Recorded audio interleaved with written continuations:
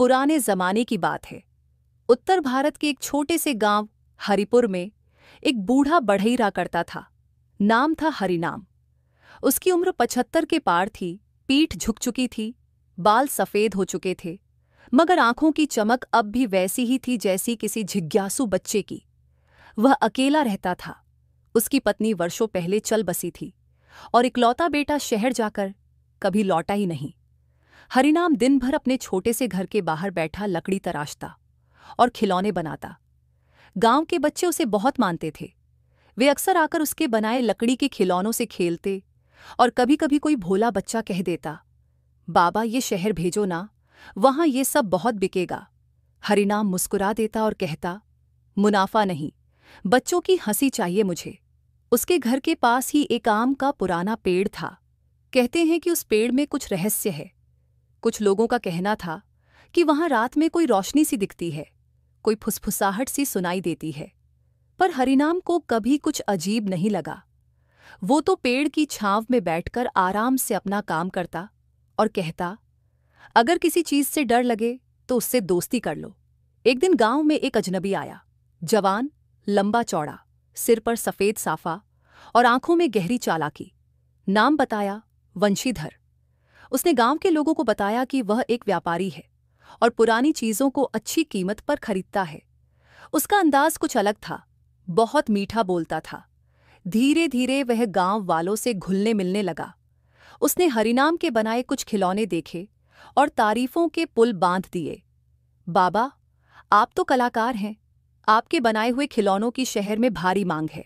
चलिए मेरे साथ, मैं आपकी कला को दुनिया तक पहुंचाऊंगा।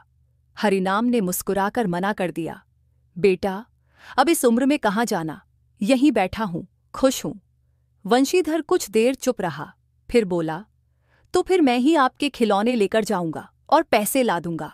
हरिनाम को पहले तो झिझक हुई, लेकिन गांव वालों ने भी कहा कि एक मौका देना चाहिए। अगले दिन हरिनाम ने अपने सबसे अच्छे 20 खिलौने बांधकर वंशीधर को दे दिए। वंशीधर बोला, बाबा, मैं 1 हफ्ते में लौट आऊंगा। पर हफ्ता बीता, दूसरा बीता, महीना बीत गया, वंशीधर नहीं आया। हरिनाम की आंखें हर सुबह उस रास्ते की ओर जातीं, फिर निराश लौट आतीं। बच्चे आते और पूछते, बाबा, वंशीधर चाचा कब आएंगे? और बाबा सिर झुका लेते। धीरे धीरे लोगों को लगने लगा कि वंशीधर धोखेबाज था।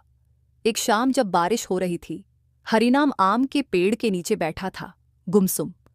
तभी उसे कुछ सरसराहट सुनाई दी। पेड़ की डालियों से एक चमकदार रोशनी नीचे उतरी और हवा में कुछ शब्द तैरने लगे। हरिनाम, तेरा भरोसा टूटा है, पर तेरी मेहनत नहीं। एक मौका फिर मिलेगा, पर दिल से पहचानना। यह आवाज किसी और लोक से आती लगी, मगर बहुत शांत और भरोसेमंद। हरिनाम घबरा गया, मगर फिर खुद को संभालते हुए मन ही मन बोला, जो होना होगा हो जाएगा। अगली सुबह गांव में एक और अजनबी आया, पर यह पहले वाला जैसा नहीं था।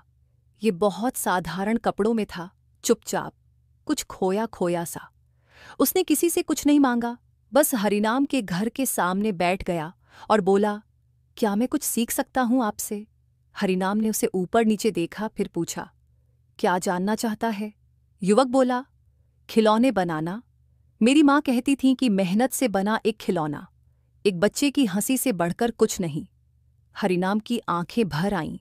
उसने धीरे से सिर हिलाया और लकड़ी का एक टुकड़ा उसकी ओर बढ़ाया। लो, शुरू करो।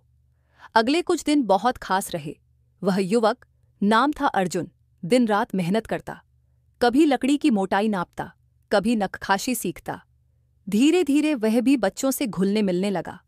एक दिन उसने हरिनाम से कहा, बाबा, अगर आप चाहें तो हम गांव में ही एक छोटी सी दुकान खोल सकते हैं, बच्चों के लिए, बाहर वालों के लिए। मैं आपकी मदद करूंगा।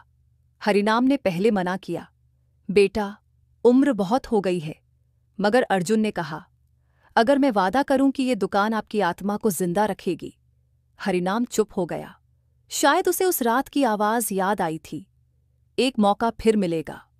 उन्होंने मिलकर घर के सामने एक छोटी सी लकड़ी की दुकान बनाई। बचपन की यादें। पहले दिन सिर्फ 3 लोग आए, दूसरे दिन 5, लेकिन तीसरे दिन जब गांव के स्कूल में अर्जुन ने बच्चों को खिलौने बांटे, तब से दुकान चल निकली। पर सब कुछ इतना सीधा नहीं था। एक रात अर्जुन घर के बाहर बैठा था और अचानक वह पेड़ की ओर देखने लगा। कुछ अजीब था उस रात। आसमान में बादल नहीं थे, मगर उस पेड़ के चारों ओर धुंध जैसी कुछ थी। अर्जुन उस ओर बढ़ा। पेड़ के नीचे एक पुराना बक्सा दबा था, आधा जमीन में आधा बाहर। उसने उसे निकालने की कोशिश की, मगर तब तक हरिनाम आ गया। हरिनाम ने उसे रोका, मत छेड़ उसे। अर्जुन ने पूछा, क्या है इसमें? हरिनाम बोला, कुछ ऐसा जो बीते कल का सच है। अर्जुन समझा नहीं, पर उस रात हरिनाम बहुत बेचैन रहा। सुबह होते ही वह अर्जुन को बुलाकर बोला, कल जो तूने देखा वो कोई सपना नहीं था। उस बक्से में मेरा पुराना सच दबा है, और शायद वंशीधर की कहानी भी वहीं से शुरू होती है। अर्जुन ने कहा, तो चलिए उसे खोलते हैं। हरिनाम ने सिर हिलाया, लेकिन बेटा, हर बक्सा सोना नहीं देता, कुछ बक्से जहर भी छुपाए होते हैं। उसी दोपहर जब पेड़ के नीचे खुदाई शुरू हुई, तब गांव में एक अनजानी गंध फैलने लगी, जैसे किसी पुरानी याद की या फिर किसी अधूरी कहानी की। और तभी एक बच्चा चिल्लाया, बाबा देखो, कुछ चमक रहा है जमीन के अंदर। हरिनाम और अर्जुन दोनों वहीं पहुंच गए। मिट्टी हटाते ही एक पुराना तांबे का संदूक निकला, जंग खाया हुआ मगर भारी। उसमें से आती गंध पुरानी थी, लेकिन उसके भीतर जो था वह कहानी को पूरी तरह बदलने वाला था। हरिनाम और अर्जुन ने जैसे ही तांबे का संदूक खोला, उसमें से हल्की सी रोशनी फूटी। अंदर वही 20 लकड़ी के खिलौने रखे थे जो वंशीधर ले गया था। उनके नीचे एक छोटा पत्र और एक मिट्टी की मटकी रखी थी। हरिनाम कांपते हाथों से पत्र उठाया और पढ़ने लगा। वंशीधर की लिखावट थी। उसमें लिखा था, बाबा, मैंने आपको धोखा दिया। आपकी कला का सौदा करने चला था, लेकिन इस पेड़ ने मुझे पहचान लिया। इस मटकी में वही शक्ति है जिसने मुझे बदल दिया। अगर कोई सच्चे दिल से इसे छुएगा तो वह वही पाएगा जो सबसे जरूरी है, लेकिन लालच से छूने वाला सब कुछ खो देगा। अर्जुन चुपचाप सुन रहा था। हरिनाम ने उसे देखा और कहा, बेटा, सोच समझकर इसे छूना। ये जादू है, लेकिन जादू हमेशा कीमत मांगता है। अर्जुन ने मटकी को हाथ में लिया और आंखें बंद कर लीं। कुछ नहीं हुआ, लेकिन तभी पेड़ की डाल से एक नीली रोशनी निकली और मटकी में समा गई। मटकी से एक घंटी निकली, पारदर्शी और चमकदार। जैसे ही घंटी बजी, संदूक में रखे खिलौनों में हलचल हुई। सभी खिलौने चमकने लगे, उनके रंग लौट आए और वे खुद ब खुद सजीव हो उठे। अगले दिन गांव में अजीब बदलाव होने लगे।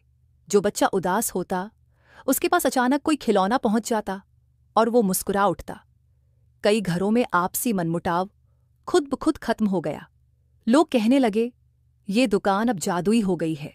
हरिनाम अब शांत हो गया था। उसने अर्जुन से कहा, अब तू ही इस दुकान का असली हकदार है।